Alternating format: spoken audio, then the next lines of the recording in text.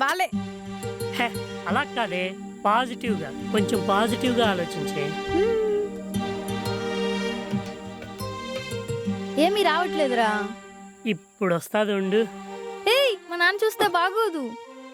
No more dialogues, only romance. మిగతావన్నీ లేదు చెప్పొచ్చుగా. చూడు, మా నాన్నకి చెప్తే నీకు జాబ్ పోద్ది. పోతే పోన్లే, ఏదో కోడిపెంట్ జాబు, జీతం 10 రూపాయలే.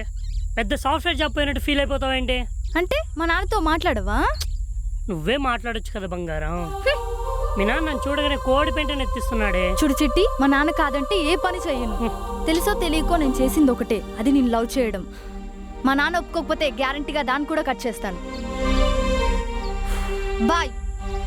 జాను, జాను, జాను. చివరికి చింపిరి మగం చిట్టిగాడిని అల్లుడుగా చేసుకోవాల్సి వస్తుంది. ఇప్పుడు సింపుల్ స్టారే మాయా, రేపటి సూపర్ స్టార్. ఈ అప్పారావుకు అల్లుడు కావాలంటే మినిమం లక్షాధికారి అయి ఉండాలి. నువ్వు ఇచ్చే తొక్కలో జీతానికి లక్షాధికారి కూడా అవుతారా? అందుకేగా అందమైన మా అమ్మాయిని లైన్లో పెట్టావు. సరే, జరిగింది జరిగింది. నీకు 30 కోడి పిల్లలు ఇస్తా, వాటి తల్లుల్ని ఇస్తా. మా అమ్మాయిని వదిలేసాయి. చూడు మామా, నీ కోడి పిల్లల్ని వాటి తల్లులకి, కానీ నాకు నీ పిల్లని చాలు.